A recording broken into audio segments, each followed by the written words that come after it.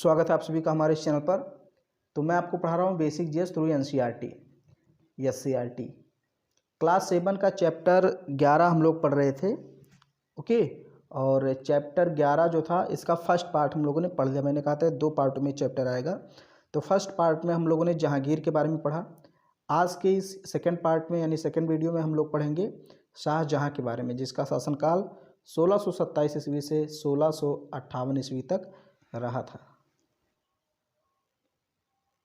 शाहजहाँ 1628 से या फिर कहीं कहीं 1627 लिखा होता है। ओके, चूँकि 27 में मृत्यु हुई थी जहांगीर की, इसलिए 27 से ही यह शासक बन गया था। लेकिन 28 भी लिखा है, तो 1-2 वर्ष का जो गैप है इतिहास में बहुत ज़्यादा मायने नहीं रखता। इतिहास में अक्सर डेट को लेकर के, तथ्यों को लेकर विवाद होता रहता है इतिहासकारों में। ओके, तो आप मान के चलिए 1627-28 से लेकर के 1658 ईस्वी तक शाहजहाँ का शासनकाल था। मुगलों का एक विशाल साम्राज्य था। इतने विशाल साम्राज्य की व्यवस्था के लिए बराबर सजग रहना पड़ता था। सजग मतलब जागरूक रहना पड़ता था। भाई, अगर आपके पास बहुत बड़ा देश है तो देश की रक्षा के लिए आपको जागरूक रहना पड़ेगा, नहीं तो दूसरे लोग आक्रमण करके उसको छीन लेंगे, कब्जा कर लेंगे।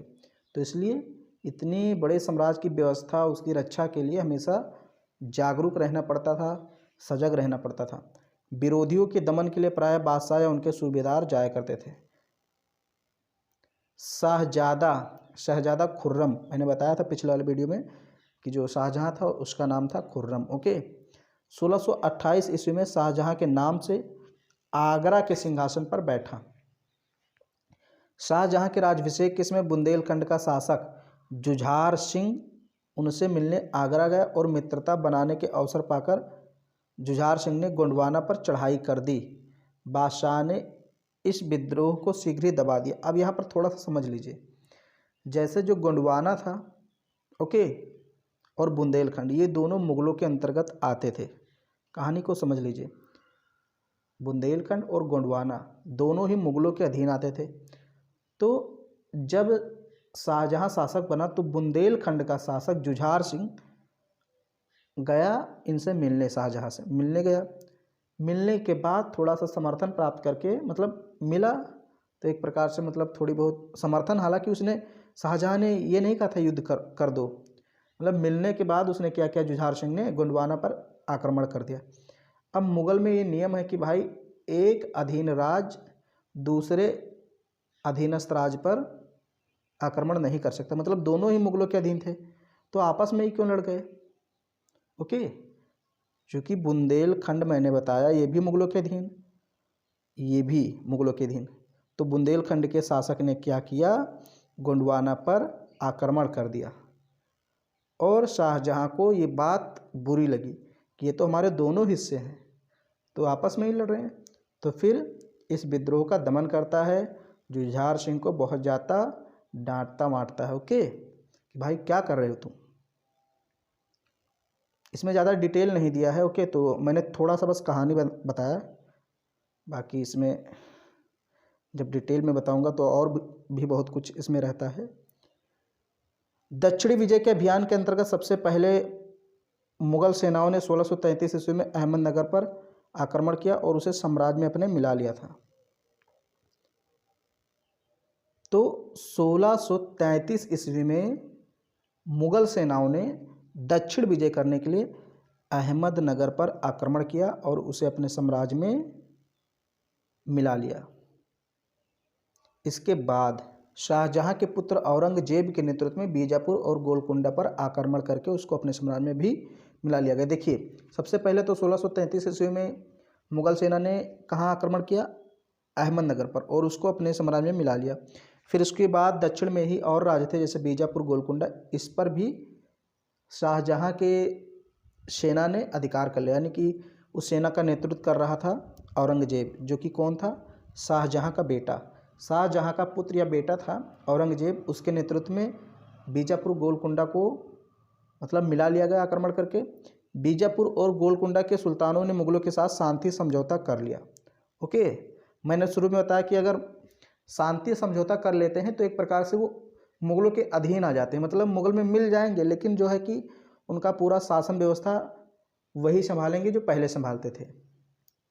ओके, कहने का मतलब जैसे बीजापुर और गोलकुंडा ये मुग़लों के अंतर्गत आ गए, ये बीजापुर है, ये गोलकुंडा, दोनों मुग़लों के अंतर्गत आ गए, लेकिन यहाँ पर जो शासक था, यहाँ पर जो शासक था, वही लोग शासन करेंगे। ओके, तो मुग़लों की ये नीति रहती थी कि अगर आप अधीनता स्वीकार कर लेते हैं तो आप पर आक्रमण नहीं किया जाएगा। तो समझौता हो गया दोनों के मध्य, गोलकुंडा और बीजापुर के सुल्तानों के मध्य मुग़लों के साथ शांति समझौता हो गया। बाद में शाहजहाँ ने पुर्तगालियों पर भी विजय प्राप्त की। ओके, 1666 ईस्वी में शाहजहाँ की मृत्यु हो गई। मतलब इसका जो शासनकाल था वो 1658 ईस्वी तक ही रहा, लेकिन मतलब बाद में जो है औरंगजेब इसको काफ़ी समय तक ऐसे जेल में रखता है। जेल में क्या, एक रूम ही था लेकिन उसको कैद करके रखता है। तो 1666 ईस्वी में शाहजहाँ की मृत्यु होती है। शाहजहाँ की उपलब्धियाँ क्या थी? मुग़ल स्थापत्य कला हिंदू एवं मुस्लिम स्थापत्य कला का मिश्रण है। ओके, मुग़ल स्थापत्य कला हिंदू एवं मुस्लिम स्थापत्य कला का मिश्रण है। शाहजहाँ की शान व शौकत का प्रमाण उसके द्वारा बनवाई गई इमारतें हैं। शाहजहाँ ने दिल्ली में एक नए किले का निर्माण करवाया जिसे शाहजहानाबाद कहा गया। वर्तमान में यह दिल्ली का लाल किला कहलाता है। तो प्रारंभ में लाल किले का नाम क्या था? शाहजहानाबाद। ओके, शाहजहाँ ने एक किले का निर्माण करवाया दिल्ली में जिसको प्रारंभ में शाहजहानाबाद कहा गया, बाद में उसी का नाम बदलकर लाल किला कर दिया गया।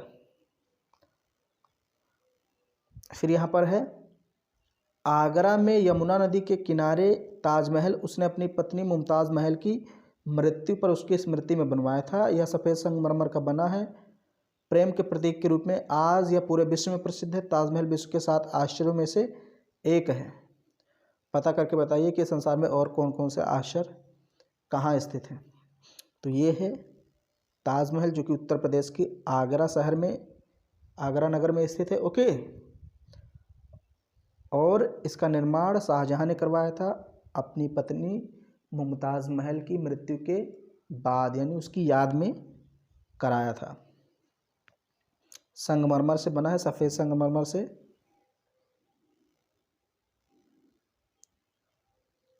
यहाँ पर देखिए ये लाल किला है। ओके, दिल्ली में। फिर यहाँ जामा मस्जिद भी है दिल्ली में। तो इन सभी इमारतों का निर्माण शाहजहाँ ने करवाया था। देखिए उसने दिल्ली के लाल किले में दीवाने आम, ये भी क्वेश्चन कई बार पूछा गया, दीवाने खास बनवाए जो अपनी सुंदरता में बेजोड़ हैं। शाहजहाँ ने दिल्ली में जामा मस्जिद भी बनवाई। तो दीवाने आम, दीवाने खास, अभी आगे और 1-2 चीज़ें आएंगी। मयूर सिंहासन, तख्त ताउस। ओके, तो इन सभी का निर्माण शाहजहाँ ने करवाया था। अब यहाँ पर देखिए चित्र भी दिया गया है दीवाने आम और दीवाने खास का। ये है दीवाने आम दिल्ली में, दीवाने खास दिल्ली में। देखिए इसका मतलब क्या है, दीवाने आम और दीवाने खास इसका नाम क्यों पड़ा, थोड़ा सा समझ लीजिए। जैसे दीवाने आम जो है, आम का मतलब क्या होता है? साधारण लोग। ओके, जैसे हम कहते हैं आम जनता, तो साधारण जनता। तो दीवाने आम में क्या होता था, जो राजा होता था यानी शासक, मुगल शासक होता था, ये आम लोगों से मिलता था, उनकी समस्याओं को सुनता था। ओके, दीवाने आम में मुगल शासक आम साधारण लोगों से मिलता था, उनकी समस्याएं सुनता था। और दीवाने खास में खास लोगों से मिलता था। मुगल शासक किससे मिलता था? खास लोगों से। जैसे होते हैं ना मंत्रिमंडल के लोग, जैसे आज प्रधानमंत्री किससे किससे मिलते हैं मंत्रिमंडल में? गृह मंत्री होते हैं, रक्षा मंत्री होते हैं, ओके, विदेश मंत्री, यही सब होते हैं।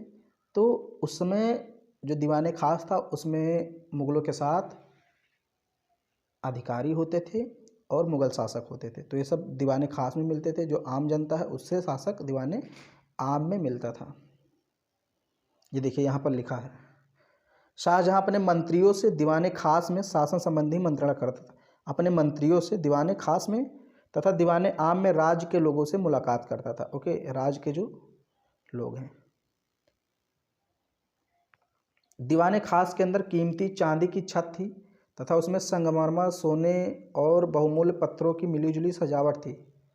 कि दीवाने खास जो है उसमें मतलब छत जो थी उसके ऊपर बहुत सारे हीरे मोती जड़े थे, सोने चांदी जड़े थे।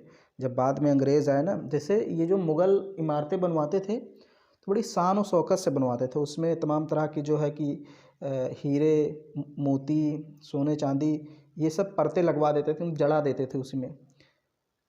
लेकिन जब अंग्रेज़ आए मुग़लों के बाद तो इन्होंने क्या किया, पूरी बिल्डिंग से, जितनी भी बिल्डिंग इन्होंने बनवाई मुगलों ने, सारी बिल्डिंग से सोने चांदी जितने भी गहने थे, हीरे मोती छत में जड़े थे, दीवारों में जड़े थे, उन सबसे निकाल कर अपने साथ ले गए। ओके, यानी कि कहीं ना कहीं इन्होंने ध्वस्त कर दिया पूरी की पूरी मुगल इमारतों को, गिराया नहीं बस, बाकी उसको एकदम खोखला बना दिया। तो ये देखिए, संगमरमर, सोने, बहुमूल्य पत्थरों की मिलीजुली सजावट थी। शाहजहां ने आगरा में जामा मस्जिद का निर्माण करवाया। आगरा में जामा मस्जिद का निर्माण करवाया था, दिल्ली में भी जामा मस्जिद का निर्माण करवाया था, मैंने आपको बताया। आगरा की जामा मस्जिद को मस्जिद जहांनामा कहा जाता है। तो मस्जिद ए जहांनामा कहाँ की मस्जिद को कहा जाता है, दिल्ली की या आगरा की? आगरा की मस्जिद को। दिल्ली में भी मस्जिद का निर्माण करवाया था, ओके, लेकिन जो आगरा की मस्जिद थी उसको कहा जाता था मस्जिद ए जहांनामा।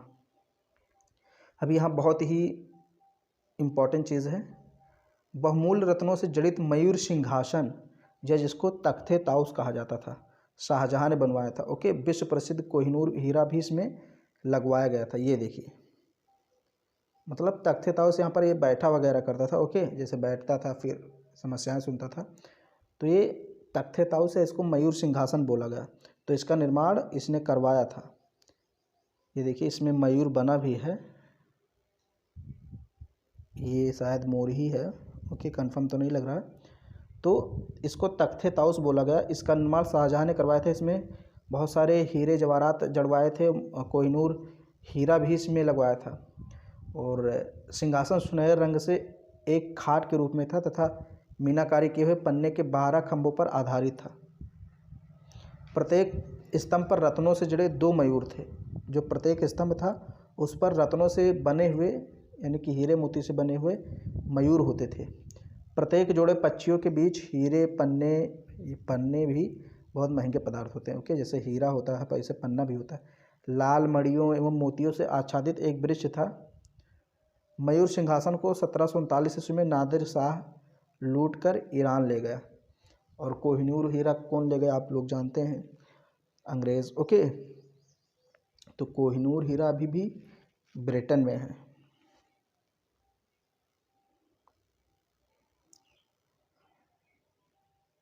साहित्य में इसका क्या योगदान था?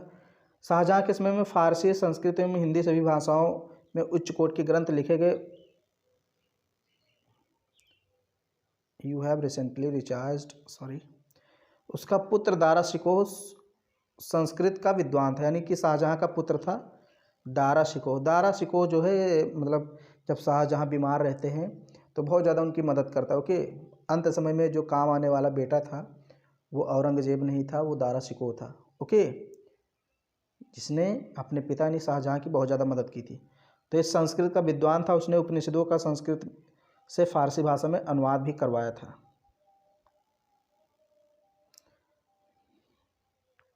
यहाँ कुछ जानकारी दी हुई है, और भी जानिए। अकबर के काल में भवन निर्माण की सामग्री के रूप में लाल बलुआ पत्थर तथा अलंकरण हेतु संगमरमर का प्रयोग होता था। शाहजहां के काल में संगमरमर भवन निर्माण की आधार सामग्री हो गई।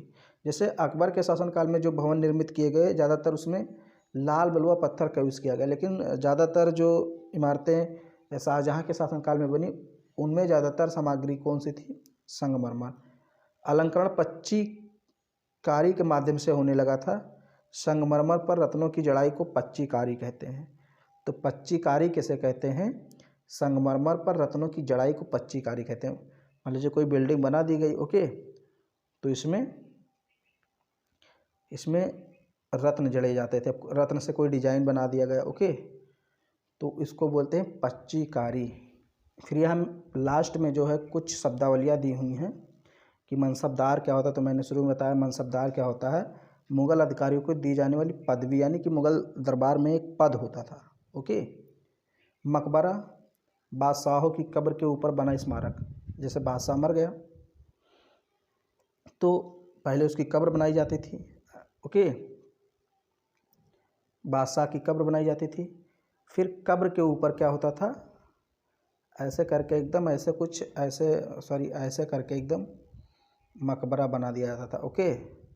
अंदर कब्र होती, जैसे आगरा भी क्या है, एक मकबरा ही तो है, शाहजहां का मकबरा तो है, शाहजहां और उसकी जो बेगम है मुमताज़ महल, अंदर आपको आगरा में कुछ मिलेगा नहीं। हाँ, कुछ जो है दीवारें हैं उसमें आपको कुछ स्थापत्य कला के साक्ष्य मिलेंगे, मतलब कुछ डिजाइनें मिलेंगी। बाकी ऐसा नहीं कि अंदर बहुत कुछ रखा हुआ है, अंदर सब कुछ खाली है, मकबरा आपको दिखेगा बस।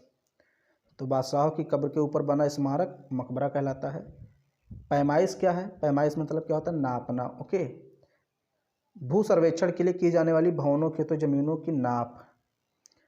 जैसे बादशाह लोग क्या करते थे, पैमाइश करवाते थे भूमि की, कि भाई नाप करवाते थे कि किस किसान के पास कितनी भूमि है और उसको कितना टैक्स देना चाहिए, कितना दे रहा है, तो इसको बोलते हैं पैमाइश। फिर आगे आपका यहाँ पर देखिए प्रश्न दिया है, जहांगीर के बचपन का नाम क्या था? जहांगीर ने खुर्रम को कौन सी उपाधि दी, क्यों दी? ये सारी चीज़ें आपको मैंने पढ़ाया फर्स्ट पार्ट और सेकंड पार्ट में मिला करके। तो अगर वीडियो आपको पसंद आया तो इसको लाइक कीजिए, शेयर कीजिए। चैनल पर पहली बार आए हैं तो चैनल को सब्सक्राइब जरूर कीजिए।